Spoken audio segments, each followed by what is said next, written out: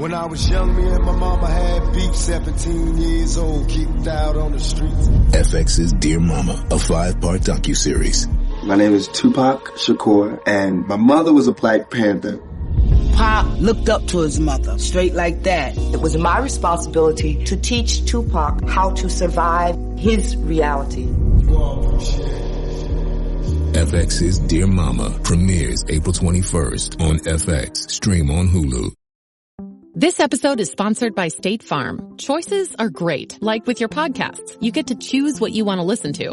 And State Farm believes insurance should work the same way. That's why the State Farm Personal Price Plan helps you get the coverage you want at an affordable price and a policy that helps cover what you value most. Like a good neighbor, State Farm is there. Call or go to statefarm.com today to create your State Farm Personal Price Plan. Prices vary by state. Options selected by customer. Availability and eligibility may vary.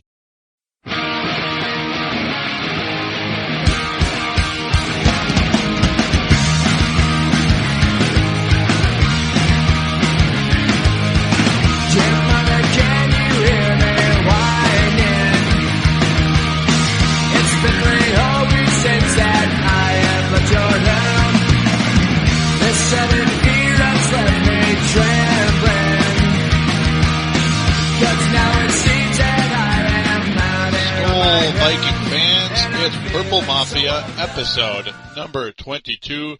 Today is Tuesday, January the 6th, 2009. And Purple Mafia is available on thesportstuff.com and iTunes. And I thank you once again, each and every one of you, for downloading and listening to this wonderful program called Purple Mafia, Minnesota Vikings podcast here in the great state of Minnesota. Now, first and foremost, our show, again, is on thesportstuff.com. And on our website, we have several other podcasts along with mine and two other shows that I do, Brave the Wild and Timberwolves Explosion. On thesportstuff.com, we do have a message boards or forums or whatever you like to call it, now that there's multiple terms for that even. So there's always like 16 definitions for everything these days, some good, some bad. But I digress. As on the front page of thesportstuff.com, there is a button that says TSS Boards. Click on that. You'll be prompted to sign up, which is 100% free and 100% fun. That is how you can not only watch sports, but get involved. You can interact with us podcasters, maybe even become one. It's up to you if you'd like to have your own show someday. Contact Dylan, record some audio on Audacity, turn it into an MP3, give it to Dylan Richardson. Dylan Richardson is our executive producer on thesportstuff.com and the creator of the whole enchilada. But yes, that also on the message boards, you can also interact, as I said, with us podcasters, and you can vote on the polls for my shows. Haven't been doing them lately myself because I just haven't gotten to any poll ideas right now. I'm sure I could come up with one in like 3 seconds. I just don't feel like it right now because a lot of the negativity going on in this town.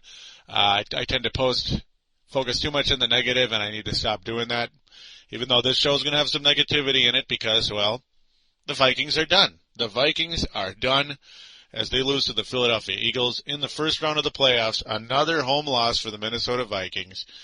In the first round of the playoffs, fortunately, last time the Vikings made the playoffs, they did advance to the second round, which was nice, but not this time.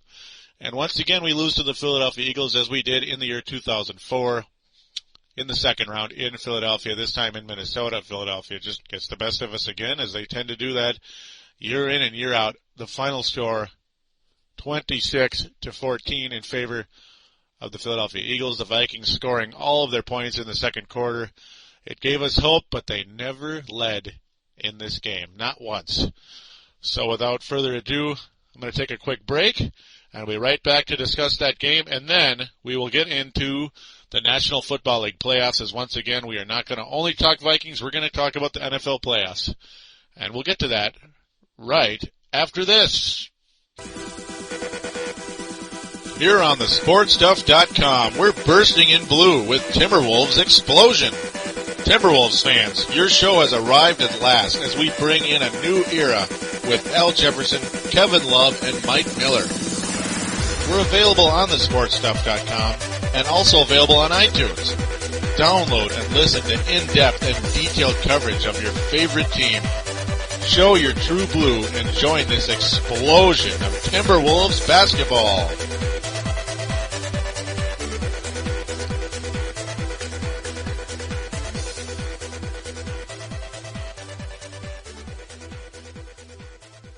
And we are back with Purple Mafia once again. Episode number 22, a reminder for iPod users. If you have that iPod Shuffle, well, you don't really have a screen. So, episode number 22, Vikings eliminated by the Philadelphia Eagles. The commercial you just heard, Timberwolves explosion. Timberwolves fans, we haven't forgotten about you. Do check out my show on thesportstuff.com and iTunes. Timberwolves explosion. Alrighty, let's get to the game. Oh, goody. What a fun game this was for the Vikings. What a fun game. First and foremost, they nearly had a blackout as their blackout deadline, to sell out the game, was extended to Saturday afternoon. That's about as long an extension I've ever seen in my life.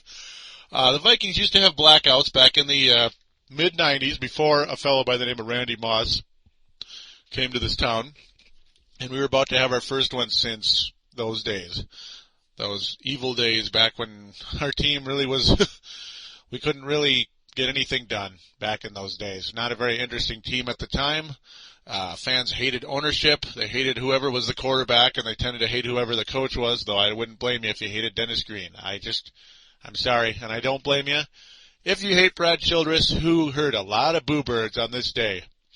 So not only the other birds, the Eagles, had their day, so did the Boo Birds. Brad Childress continuing his boring conservative offense, annoying fans to no end. And it's just the way it goes. Philadelphia 2-0 against Brad Childress. So Andy Reid has gotten the best of his quote-unquote understudy, Brad Childress, the former quote-unquote offensive coordinator for the Philadelphia Eagles, who actually didn't even call the plays there in Philly. There was even an article saying that Brad Childress and Andy Reid don't really see eye to eye on how to run an offense. Well, that's why the Eagles won, right? Because I would have to say Andy Reid has a little better grasp on how to run an offense. Brian Westbrook is used very nicely. He made 3 catches, including a touchdown in this game. And that, of course, late in the game, a 71-yard catch, and pretty much lack of tackling, just all the above, just a well-designed play, but that's, of course, much later in the game. First and foremost, though, in the first quarter, just 2 David Aker field goals. A bunch of punting for the Vikings, pretty much, in that situation. Adrian Peterson luckily did not fumble in the game, at least for a change.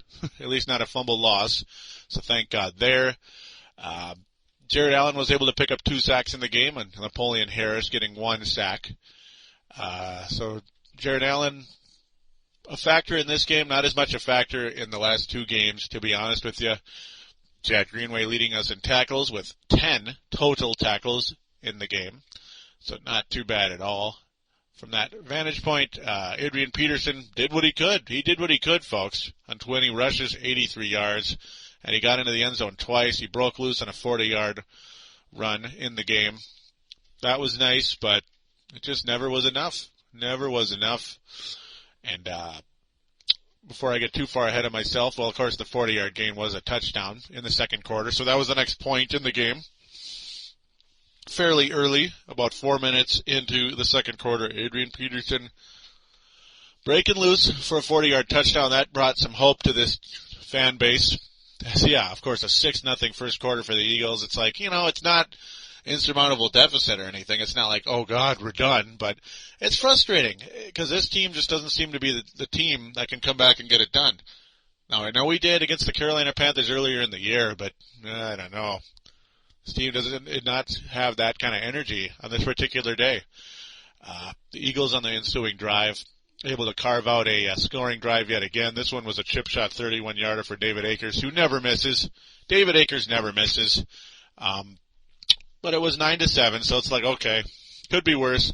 As the Vikings led the game. Actually, they did lead the game for a short time. I was wrong. Yeah, they led it by 1 point for for 4 minutes, 3.5 minutes. Yippee-ki-yay. They basically, basically didn't lead in the game. I mean, who cares, right? 3.5 minutes, and the next drive, it didn't even matter. Because what then happened on the drive immediately after that, David Akers field goal? Well, not immediately, but Asante Samuel was able to intercept Tarvaras Jackson on just a brilliant play by Tarvaras Jackson. Just a spectacular throw. Asante Samuel made him look like a fool. Returned the ball for 44 yards. David Akers, of course, not going to miss the extra point. He never will. And then it was 16-7, and a lot of people here in Minnesota were thinking, oh boy, here we go. It's not looking good at all now. This Philadelphia Eagles defense is not something Tarvaras Jackson has been too successful on this particular day. And, Asante Samuel, the former New England Patriot, did a lot of broke up a lot of passes, lots of interceptions with the New England Patriots over the years. Now doing that with the Philadelphia Eagles, especially on this particular day. Luckily, 4 minutes later, Adrian Peterson was able to finish a solid drive by the Minnesota Vikings, a more driven drive. This gave us some hope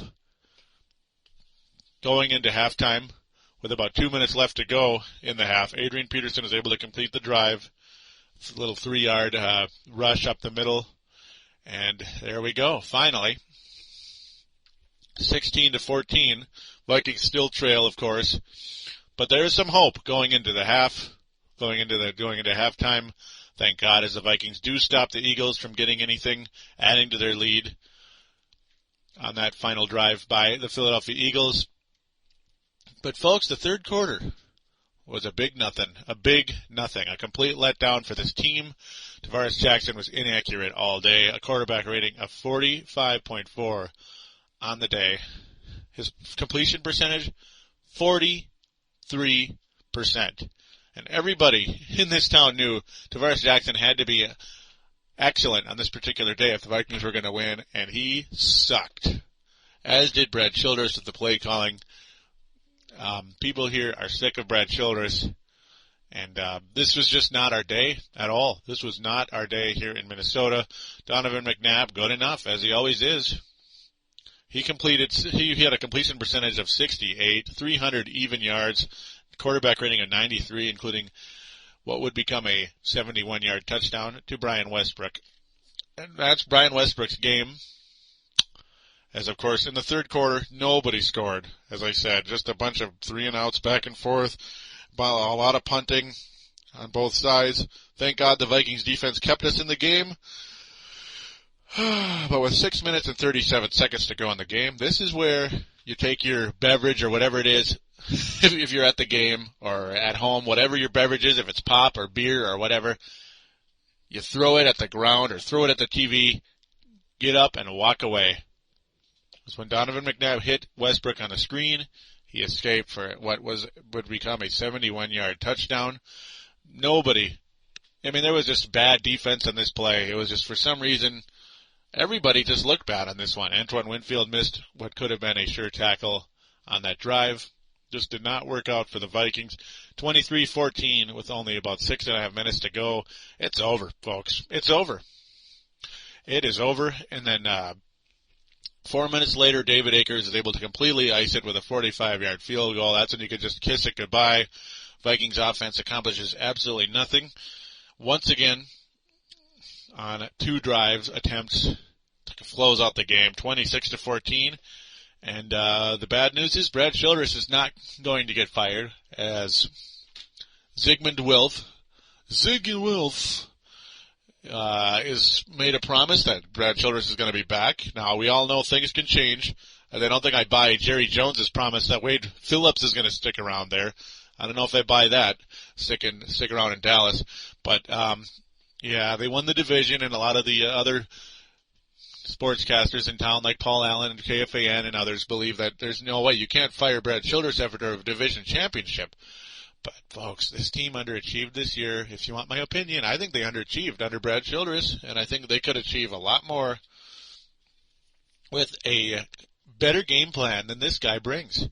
And, yes, a better quarterback than Tarvaras Jackson. I'm sorry, folks. When I was saying if I didn't live in Minnesota, I would pick Philadelphia in this game, of course I would. I would have picked Philadelphia in this game if I didn't live in Minnesota. I couldn't trust Tarvaras Jackson going into this game. I understand some of you like him and you're a fan of his because he's got a good arm and he's very mobile. And when he's hot, he's hot. Like, when he's playing really well, he could carry a team, believe it or not, like he did against the Cardinals and the Detroit Lions. He was instant offense. But it didn't last. It didn't last. He got smacked in the mouth against Atlanta and has never recovered to this point with 3 underwhelming games. Atlanta, New York, and Philadelphia. And luckily we won by 1 point over the Giants. Otherwise, we would have never been 10-6. We would have still made the playoffs, sure. But, yeah, whatever. We would have gone in, walking backwards. We would have walked in backwards like we did in 2004. So that's pretty much all she wrote. If you want my opinion, I would feel a lot more confident next season with a new coach and new quarterback. Not sure how that's going to go. Not sure at all. Brett Favre might be available, as there's a lot of infighting over there in New York. But do we really want him, as he pretty much was a Barry Bonds for the New York Giants. He pretty much separated himself from the team the whole season, just acted like it was about him and not about the team. So that's unfortunate to hear, as it looked like he provided some energy for that organization, a almost dead organization last season. But so be it. We'll just see what happens. Obviously, the guy's got an ego, Favre, so don't think he'll be here. Derek Anderson was rumored a lot of last year. The Browns were asking too much. Maybe their asking price will be significantly lower now that Brady Quinn, the golden boy as they call him, has taken over. And Anderson had such a poor year. Yeah, of course his stock is going to be a lot lower, but I don't know. Do we trust him either? So who knows what's going to happen with this team at the quarterback position? That is a lot of questions. That is the biggest question going into this off season. And I'm going to continue to keep up, obviously, and cover this team and bring you shows as news comes out, as there will not probably be this show will probably not be on weekly after the Super Bowl, but we are going to absolutely go weekly during these playoffs. So I'm going to take a quick break, and we are going to talk about round 1, the wild card round of the playoffs, after this. Here on the SportsStuff.com, we're toughing up on Brave the Wild with Palladino. Join me, Palladino, as we brave the Minnesota Wild Hockey Club on our way to the playoffs. We're available on the SportsStuff.com and iTunes. The boogeyman, Derek Bugard, says you'd better listen or he just might drop the gloves. Call up your courage and brave the Wild with your buddy, Palladino Joey.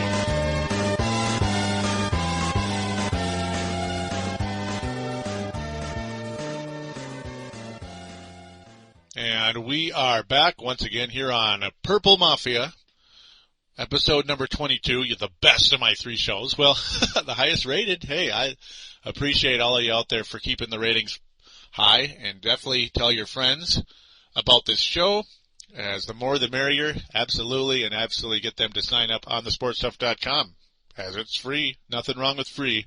Everybody wants something for free, just like this podcast is free on iTunes to subscribe to. Alrighty, as is the previous show you just heard, Brave the Wild, Minnesota Wild podcast, same deal. Do check it out.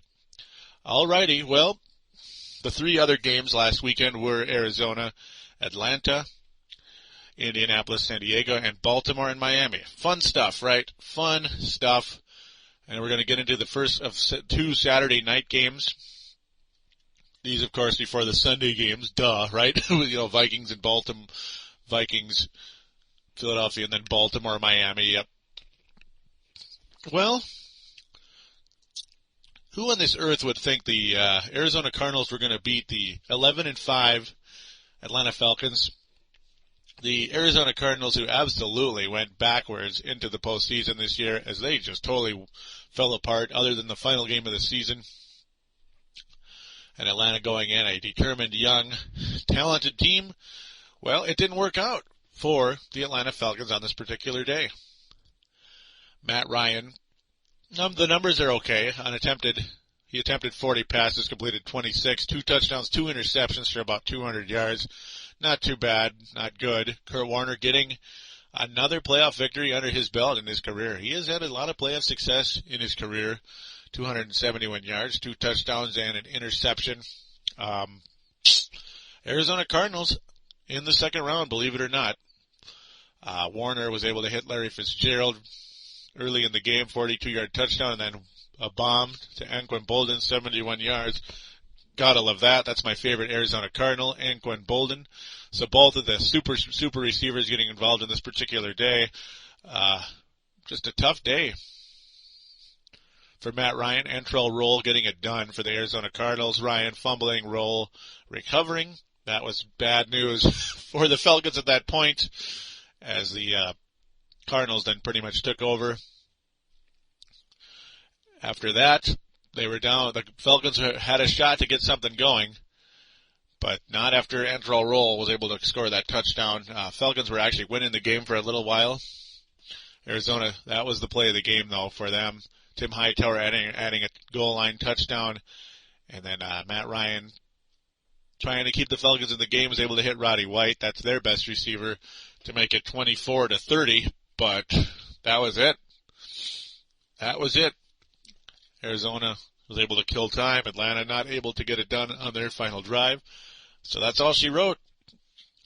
So I was wrong about that one.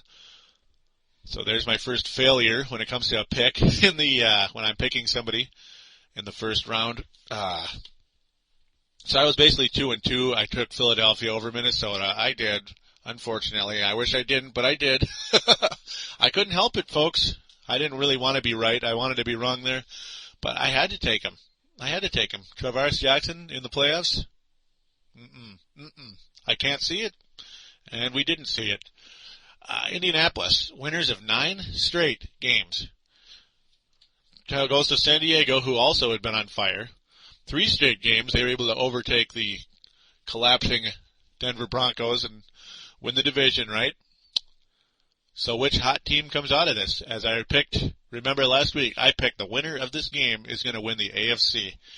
And I'm forced to stick with it. Even though the 8-8 San Diego Chargers won this game in overtime, 23-17, I got to go with the San Diego Chargers winning the AFC because, hey, you know, these two teams on fire, and they duked it out. It was an amazing game, of course, as I said, went to overtime, as you saw. Unbelievable game. Unfortunately, though, I'm probably going to be wrong about the Chargers going to the Super Bowl because LaDainian Tomlinson most likely will not play in the second round.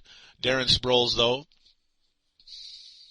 of the San Diego Chargers, building extremely well. 105 yards, 2 touchdowns for the Chargers. The running back, Darren Sproles, as that was really good news. Reggie Wayne with 130 yards and a touchdown. He was the top player for Indianapolis, along with the MVP, Peyton Manning. Peyton Manning wins the MVP again, so good for him. Phillip Rivers didn't even play particularly well in this game. Quarterback rating of 62 and an interception. So go figure. Go figure. The Chargers are very fortunate to once again have a strong running back to back up LaDainian Tomlinson like they did last year with Michael Turner, who, of course, exploded this year. Fantasy football's MVP. He exploded this year in Atlanta. So we'll see what happens with the San Diego Chargers as they will play Pittsburgh next week. The other game, or no, they will play, yeah, they're going to play Pittsburgh. Sorry, I'm all mixed up right now. Baltimore and Miami. I picked Baltimore in this game, even though they have a rookie quarterback who's not all that spectacular. You look at his passing, 9 of 23. That's terrible. But, hey, you know, he's good enough to get it done. 11-5, Baltimore Ravens take out the also 11-5 Miami Dolphins, 27-9. Miami did not accomplish anything pretty much in this game offensively. They could do nothing against this incredible Baltimore defense. I mean, they still have that great defense. This team could go all the way, believe it or not. They could. So right now I'm thinking it's going to be Baltimore, San Diego in the AFC Championship game. Yeah, that'd be pretty weird, but I have a good feeling that could happen. I don't have much faith in Tennessee or Pittsburgh. So there you go. LeBron McLean adding a touchdown in this game. as he continues to play good football, despite the fact he's a kind of a big, lumbering guy, but he 75 yards and a touchdown, got it done. He lost a fumble in the game, though, so I got to make that note. Ronnie Brown and Ricky Williams rendered borderline useless in this game, other than the 6 catches for 43 yards and a touchdown by Ronnie Brown, so at least he got that done. But, yeah, you shut down that Miami running game, they're done, you know. Even though Pennington's a good player, but when it's forced only on him, he's not going to win a game for you, especially against this Baltimore defense, as forcing Pennington into 4 interceptions on 38 pass attempts and 3 sacks also for the Baltimore Ravens in this particular game. And, of course, can't forget their running game, as I mentioned, McLean and McGahee stepping it up, believe it or not, against the other duo, Ronnie Brown and Ricky Williams. So Baltimore, a convincing victory, and yes, I can definitely see them advancing again. And we're just going to have to see what happens after that, as that's pretty much your first round deal at this particular time. That is my analysis on the first round of the NFL playoffs. Yeah, I definitely see New York and Carolina winning their games, and I do see Baltimore and San Diego winning their games. I know I'm crazy. You're going to probably make fun of me for that one. But, hey, I call it as I see it, folks. I call it as I see it. There is nothing anybody can do to make me change my mind at this particular time. Baltimore's going to Tennessee, and San Diego's going to Pittsburgh. Yeah, I can definitely see, believe it or not, I can see San Diego upsetting Pittsburgh in this game.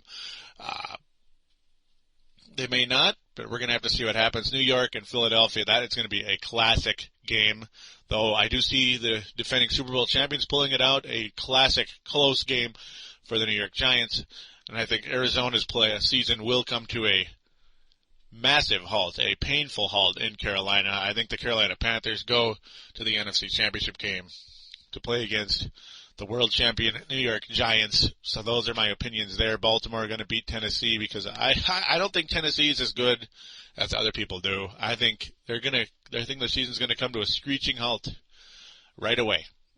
I hate to say it, but that's how I see it. And with that, well,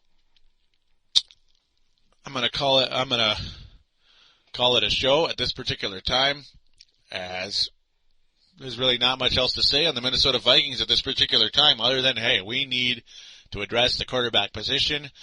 There's talks about Darren Sharper and Matt Burke could be gone. That would be pretty bad to lose those 2 guys. You lose the captain of your offensive line, and you lose one of the captains of your defense. You know, the captain of the secondary, Darren Sharper. That would be a painful loss, despite the fact he had a down season. I mean, there's no doubt about it that Darren Sharper had a down season. Matt Burke had a lame fumble in the game also. As I don't know. I mean, you don't let him go over that though. So we're just gonna have to see what happens with this team. Hopefully we'll have some good news for you in the coming weeks regarding the off season. Other than that, we're gonna have a show next week to talk about the divisional playoff round. These should be some really, really good games this coming weekend. I hope you enjoy them, as I will, and we'll talk to you for episode number 23, divisional playoff round conversation next week. Take care, and once again, Happy New Year to those of you out there, as of course this is the first show in the year 2009. We'll talk to you. Take care.